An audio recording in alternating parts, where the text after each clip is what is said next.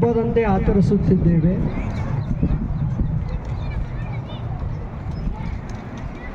ಇದು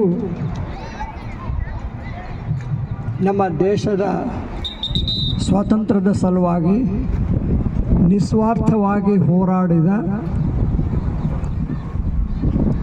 ಹೋರಾಟಗಾರರ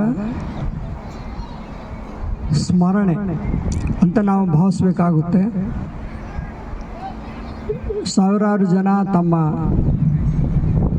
ಜೀವನವನ್ನು ತ್ಯಾಗ ಮಾಡಿದ್ದಾರೆ. ಅವರನ್ನು ನಾವು ಸ್ಮರಿಸಲೇಬೇಕಾದಂಥ ದಿವಸ. ಇಲ್ಲಿ ನೀವು ನೋಡ್ತಾ ಇದ್ದೀರಿ, ನಮ್ಮ ರಾಷ್ಟ್ರಧ್ವಜ ಹಾರಾಡುತ್ತಿದೆ.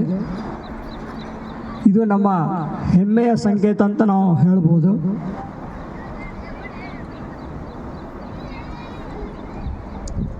ತ್ಯಾಗದ ಮತ್ತು ಬಲಿದಾನದ ನೆನಪಿನ ತೋರಣ ಅಂತ ನಾವು ಭಾವಿಸಬೇಕು. ನಮ್ಮ ದೇಶದ ಸ್ವಾತಂತ್ರ್ಯದ ಸಲುವಾಗಿ ನೂರಾರು ಜನ, ಸಾವಿರಾರು ಜನ ತಮ್ಮ ರಕ್ತವನ್ನು ಹರಿಸಿದ್ದಾರೆ,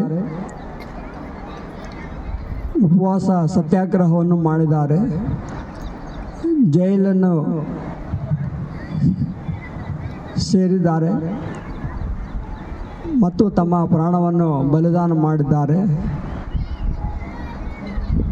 ಇದರಲ್ಲಿ ಮಹಾತ್ಮ ಗಾಂಧಿ, ಸುಭಾಷ್ ಚಂದ್ರ ಬೋಸ್, ಭಗತ್ ಸಿಂಗ್, ಚಂದ್ರಶೇಖರ್ ಆಜಾದ್, ಝಾನ್ಸಿ ರಾಣಿ ಲಕ್ಷ್ಮೀಬಾಯಿ,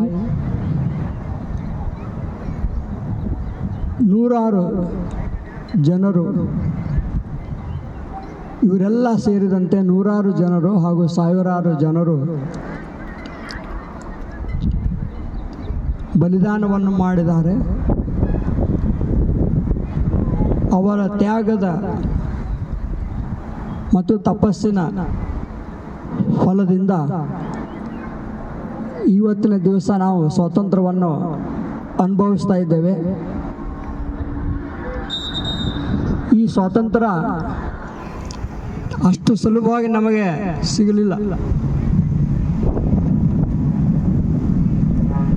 ಕ್ರೂರವಾದ ಬ್ರಿಟಿಷರ ಆಡಳಿತದಿಂದ ಈ ಸ್ವಾತಂತ್ರ್ಯವನ್ನು ಪಡೆಯಲು ಎಷ್ಟೋ ಜನ ಹೋರಾಡಿದ್ದಾರೆ. ಅವರ ಕ್ರೂರತೆಗೆ ಒಂದು ಮಿತಿ ಇರಲಿಲ್ಲ. ಇದರ ಹಿನ್ನೆಲೆಯಲ್ಲಿ ಒಂದು ಘಟನೆಯನ್ನು ನಾನು ನಿಮಗೆ ಹೇಳೋದಕ್ಕೆ ಇಷ್ಟಪಡ್ತೇನೆ. ಈ ಘಟನೆ 1919 ಇಸ್ವಿಯಲ್ಲಿ ನಡೆದಂಥ ಘಟನೆ. ಇದು ಜಲಿಯನ್ ವಾಲಾಬಾಗ್ನಲ್ಲಿ ನಡೆದ ಘಟನೆ. ಪಂಜಾಬ್ ಅಮೃತಸರದಲ್ಲಿ ಇದು ನಡೆದಂಥ ಘಟನೆ. ಸೊ 1919ರಲ್ಲಿ ಬ್ರಿಟಿಷ್ ಸರ್ಕಾರ ಒಂದು ಕಾಯ್ದೆಯನ್ನು ಜಾರಿ ಮಾಡ್ತದೆ. ಅದು ಯಾವುದಂದರೆ ರೌಲತ್ ಕಾಯ್ದೆ. ಈ ಕಾಯ್ದೆ ಅರಾಜಕತೆ ಮತ್ತು ಕ್ರೂರ ಕಾಯ್ದೆ. ಇದಕ್ಕೆ ಕಪ್ಪು ಕಾಯ್ದೆ ಎಂದು ಕೂಡ ಹೇಳ್ತಾರೆ. ಈ ಕಾಯ್ದೆಯ ಪ್ರಕಾರ ಯಾವುದೇ ನ್ಯಾಯಾಲಯದ ವಿಚಾರಣೆ ಇಲ್ಲದೇನೆ ಯಾರಿಗಾದರೂ ಜೈಲಿನಲ್ಲಿ ಹಾಕಬಹುದು. ಈ ಕಾಯ್ದೆಯನ್ನು ಜಾರಿ ಮಾಡ್ತಾರೆ, ಬ್ರಿಟಿಷ್ ಸರ್ಕಾರ ಜಾರಿ ಮಾಡ್ತಾರೆ. ಸೊ ವಿಚಾರಣೆ ಇಲ್ಲದೇನೆ ಯಾರಿಗೆ ಬೇಕಾದರೂ ಜೈಲಿಗೆ ಹಾಕ್ಬೋದು. ಈ ಥರ ಒಂದು ಕಾಯ್ದೆ ಮಾಡಿದ ನಂತರ ಜನರಲ್ಲಿ ಆಕ್ರೋಶ ಉಂಟಾಗ್ತದೆ. ಇದರ ವಿರುದ್ಧ ಸಾಕಷ್ಟು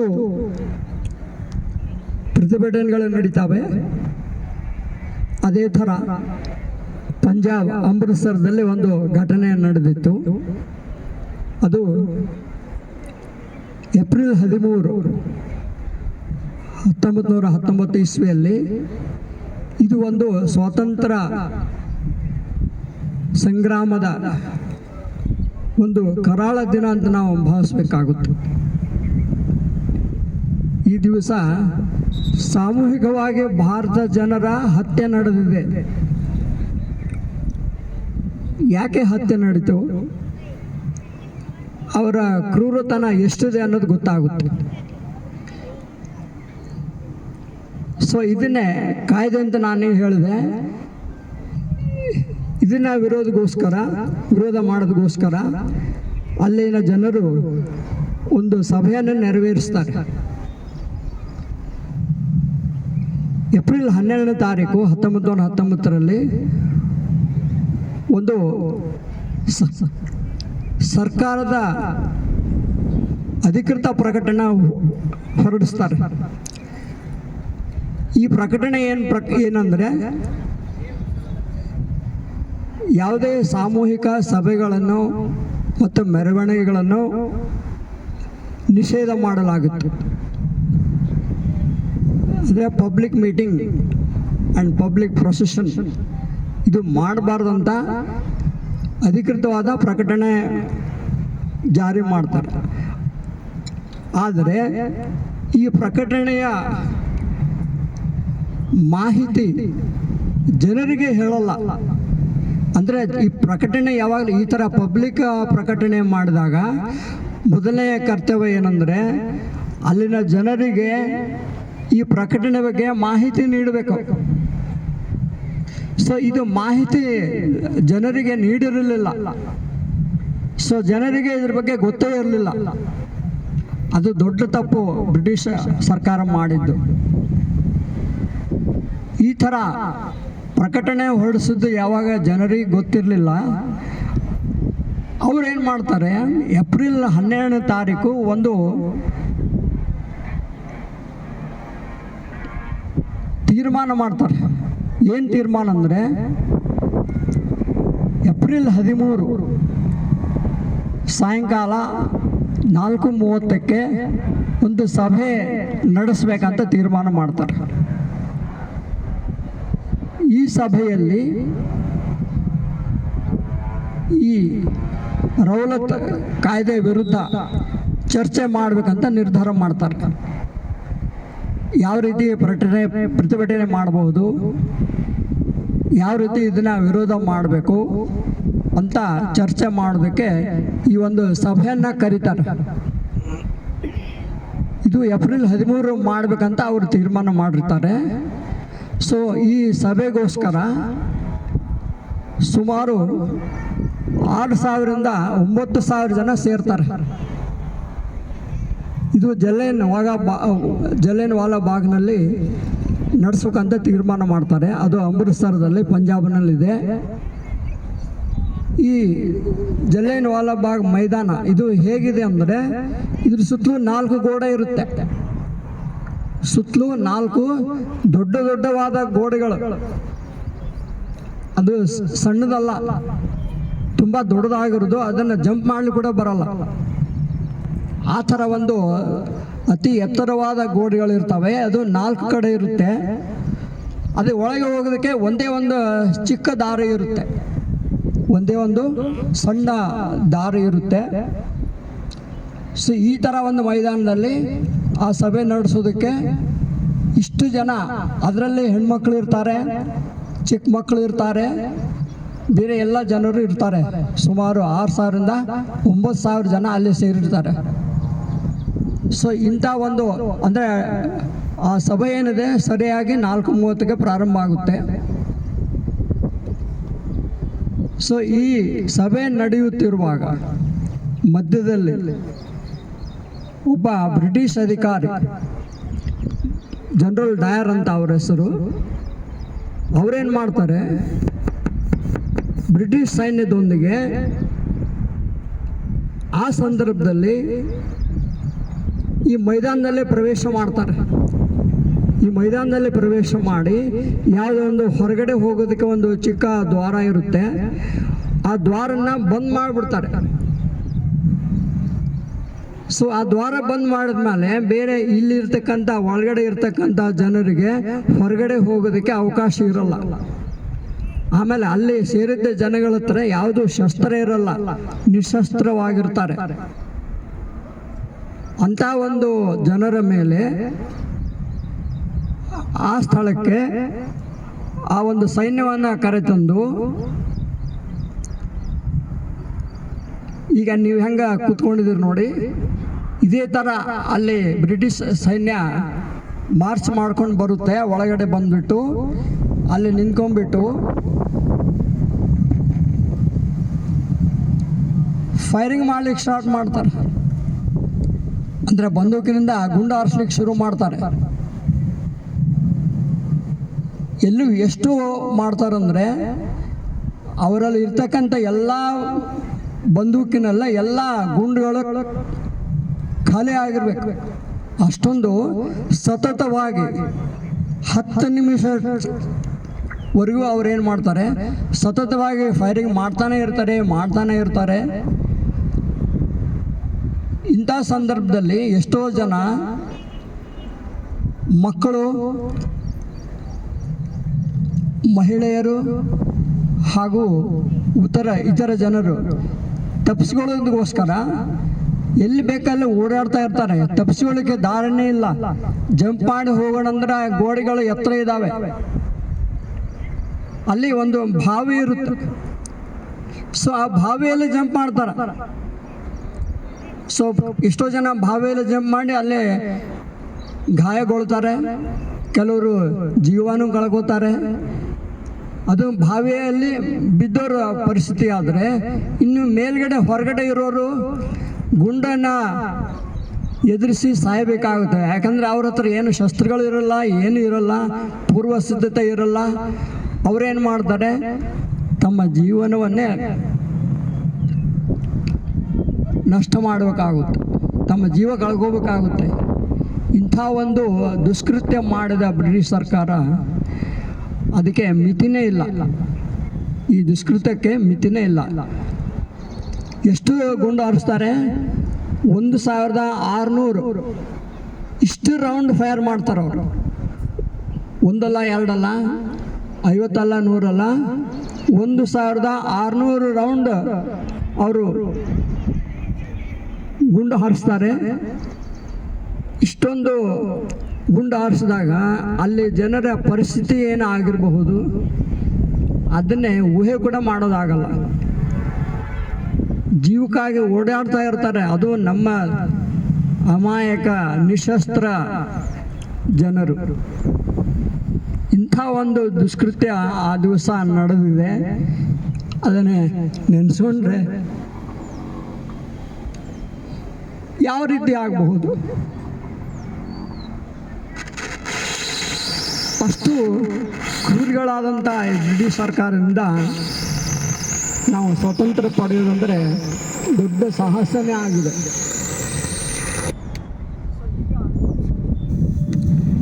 ಇದಕ್ಕೆ ಬ್ರಿಟಿಷ್ ಸರ್ಕಾರಕ್ಕೆ ಯಾವುದೇ ಒಂದು ವಿಷಾದ ಇರಲಿಲ್ಲ. ಅಂದರೆ ಇದಕ್ಕೆ ಇಷ್ಟು ಜನ ನಾವು ಕೊಂದಿದ್ದೇವೆ, ಅದನ್ನೇ ಪಶ್ಚಾತ್ತಾಪ ಪಡೆದು ಕೂಡ ಅವ್ರ ಹತ್ರ ಮನುಷ್ಯತ್ವ ಇರಲಿಲ್ಲ. ಅವರು ಏನಂದರೆ 100 ವರ್ಷ ಆದ ನಂತರ, ಅಂದರೆ ಈ ಘಟನೆ ನಡೆದಿದ್ದು 1919 ಇಸ್ವಿಯಲ್ಲಿ, ಅವರು 100 ವರ್ಷ ಆದ ನಂತರ 2019ರಲ್ಲಿ ಸರಿಗೆ ಅಲ್ಲಿಗೆ 100 ವರ್ಷ ಆಗುತ್ತೆ. 1919 ಇಸ್ವಿಯಿಂದ 2019 ಇಸ್ವಿಗೆ 100 ವರ್ಷ ಆಗುತ್ತೆ. ಆ ವರ್ಷ ಅವರು ವಿಷಾದ ವ್ಯಕ್ತಪಡಿಸ್ತಾರೆ. ಅಯ್ಯೋ, ನಾವು ಈ ಥರ ಮಾಡಿಬಿಟ್ವಿ ಅಂತ 2019ರಲ್ಲಿ ವಿಷಾದ ವ್ಯಕ್ತಪಡಿಸ್ತಾರೆ. ಅಂದರೆ ಎಂಥ ಜನರಿದ್ದಾರೆ ಅಂತ ಗೊತ್ತಾಗುತ್ತೆ. ಇದು ಒಂದು ಘಟನೆ ಸಾಕಾಗುತ್ತೆ. ನಮ್ಮ ಈ ವೀರ ಹೋರಾಟಗಾರರು ಎಷ್ಟು ತಾಳ್ಮೆಯಿಂದ, ಎಷ್ಟು ಧೈರ್ಯದಿಂದ ಈ ಒಂದು ಸ್ವಾತಂತ್ರ್ಯವನ್ನು ನಮಗೆ ಗಳಿಸಿಕೊಟ್ಟಿದ್ದಾರೆ ಅನ್ನೋದಕ್ಕೆ ಇದೊಂದು ಸಾಕ್ಷಿ ಆಗುತ್ತೆ, ಮತ್ತು ಅವರ ಕ್ರೂರತನಕ್ಕೆ ಒಂದು ಸಾಕ್ಷಿ ಆಗುತ್ತೆ. ಸೊ ಇಂಥ ಮಹಾನ್ ವ್ಯಕ್ತಿಗಳಾದ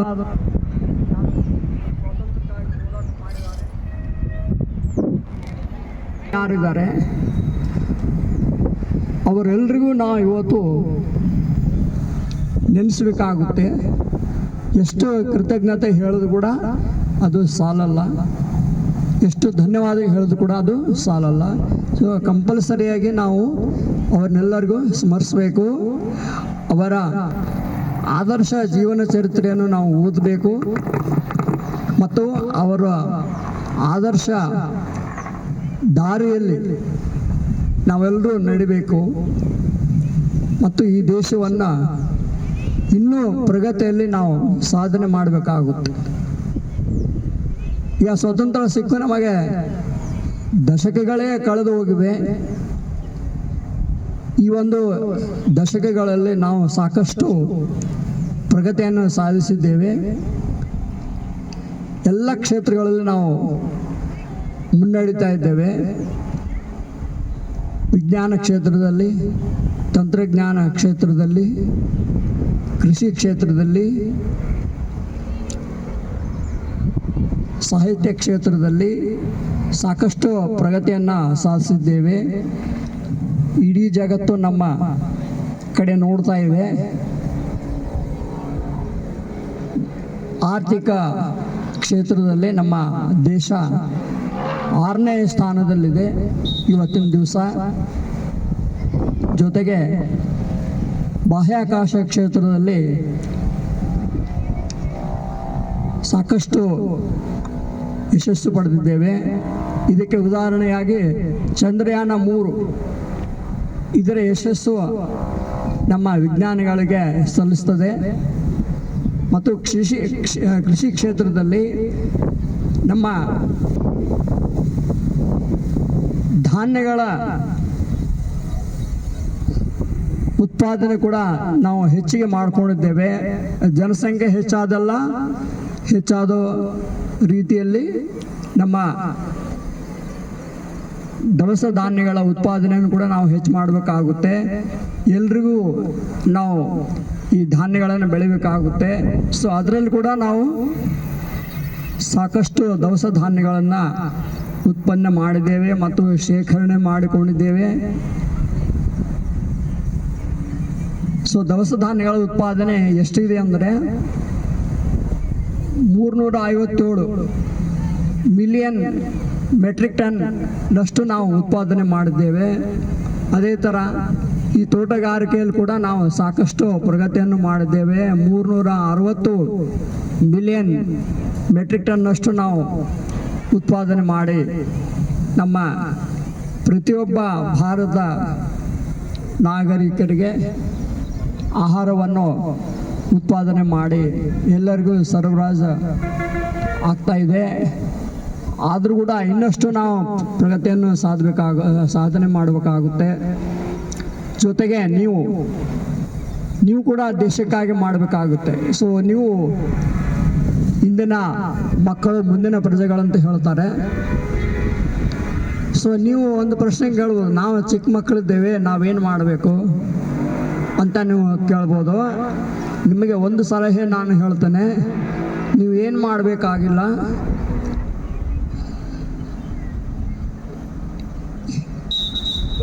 ಒಂದು ಮಹಾತ್ಮ ಗಾಂಧಿಯವರು ಒಂದು ಮಾತು ನೆನಪಾಗುತ್ತೆ ನನಗೆ.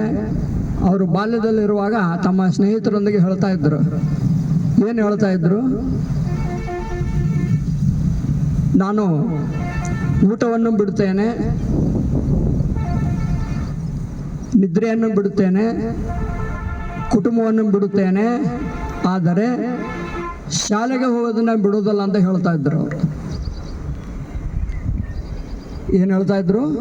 ಊಟವನ್ನು ಬಿಡುತ್ತೇನೆ, ನಿದ್ರೆಯನ್ನು ಬಿಡ್ತೇನೆ, ಕುಟುಂಬವನ್ನೇ ಬಿಡ್ತೇನೆ, ಆದರೆ ಶಾಲೆಗೆ ಹೋಗೋದನ್ನ ಬಿಡಲ್ಲ, ಅಂದರೆ ಶಾಲೆಗೆ ಹೋಗೋದನ್ನ ತಪ್ಪಿಸಲ್ಲ ಅಂತ ಹೇಳ್ತಾ ಇದ್ರು. ಅಂದರೆ ಇದರಿಂದ ನಮಗೇನು ಗೊತ್ತಾಗುತ್ತೆ ಅಂದರೆ, ನಮ್ಮ ಯಾವುದೇ ಒಂದು ದೇಶ ಮುಂದೆ ಬರಬೇಕಾದ್ರೆ ಶಿಕ್ಷಣ ತುಂಬ ಅವಶ್ಯಕತೆ ಇದೆ. ಶಿಕ್ಷಣ ಇಲ್ಲಾರ್ದೆ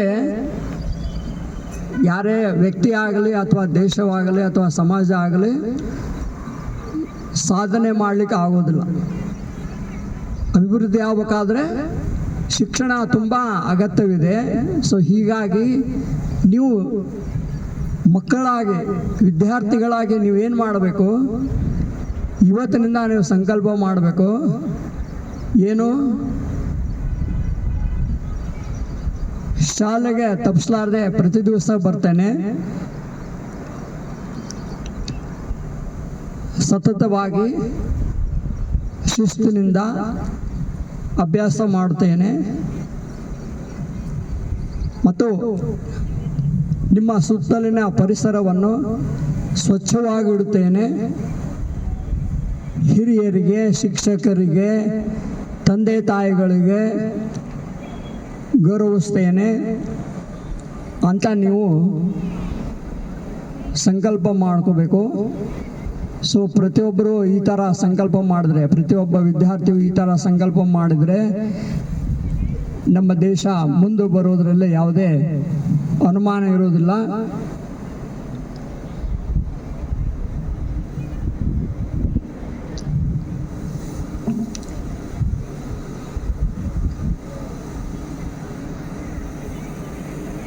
ಇದು ಒಬ್ಬರಿಬ್ಬರಿಂದ ಮಾಡಲಿಕ್ಕೆ ಆಗೋದಿಲ್ಲ, ಪ್ರತಿಯೊಬ್ಬರನ್ನು ಮಾಡಬೇಕಾಗುತ್ತೆ. ಬರೀ ವಿದ್ಯಾರ್ಥಿಗಳು ಮಾತ್ರ ಅಲ್ಲ, ಪ್ರತಿಯೊಂದು ಕಚೇರಿಯಲ್ಲಿ ಮಾಡ್ತಕ್ಕಂಥ ಸಿಬ್ಬಂದಿ ಇರ್ಬೋದು ಅಥವಾ ಸಾಮಾನ್ಯ ಪ್ರಜೆ ಇರಬಹುದು, ಎಲ್ಲರೂ ತಮ್ಮ ತಮ್ಮ ಕೆಲಸಗಳನ್ನು ಅಚ್ಚುಕಟ್ಟಾಗಿ ನಿಸ್ವಾರ್ಥದಿಂದ ಮಾಡಿದರೆ ನಮ್ಮ ದೇಶವು ಪ್ರಗತಿ ಆಗೋದರಲ್ಲಿ ಯಾವುದೇ ಸಂದೇಹವಿರಲ್ಲ ಅಂತ ಹೇಳಿ ನನ್ನ 4 ಮಾತುಗಳನ್ನು ಮುಗಿಸ್ತೇನೆ. ಅದಕ್ಕಿಂತ ಮುಂಚಿತವಾಗಿ ಸೊ ಇವತ್ತು ಬೆಳಗ್ಗೆಯಿಂದ ಇಲ್ಲಿ ಬಂದ ನಂತರ ನಾನು ನೋಡ್ತಾ ಇದ್ದೇನೆ, ಮಕ್ಕಳು ನೀವು ಅತಿ ಬೇಗ ಎದ್ದು ಇಲ್ಲಿ ಬಂದು ಇಷ್ಟೆಲ್ಲ ನೀವು ಪ್ರದರ್ಶನವನ್ನು ಮಾಡಿದ್ದೀರಿ, ಕಾರ್ಯಕ್ರಮವನ್ನು ಕೊಟ್ಟಿದ್ದಾರೆ. ಮುದ್ದು ಮುದ್ದು ಮಕ್ಕಳು ಚೆನ್ನಾಗಿ ಇಲ್ಲೇ ಭಾಷಣ ಮಾಡಿದ್ದಾರೆ, ಕವಾಯತನ್ನು ಪ್ರದರ್ಶನ ಮಾಡಿದ್ದಾರೆ. ಸೊ ಇದಕ್ಕಾಗಿ ತುಂಬ ಶ್ರಮ ಪಟ್ಟಿದ್ದೀರಾ ಮತ್ತು ಇದರ ಹಿಂದೆ ಇದನ್ನು ತಯಾರು ಮಾಡಿದ ಎಲ್ಲ ಶಿಕ್ಷಕರಿಗೆ ಮತ್ತು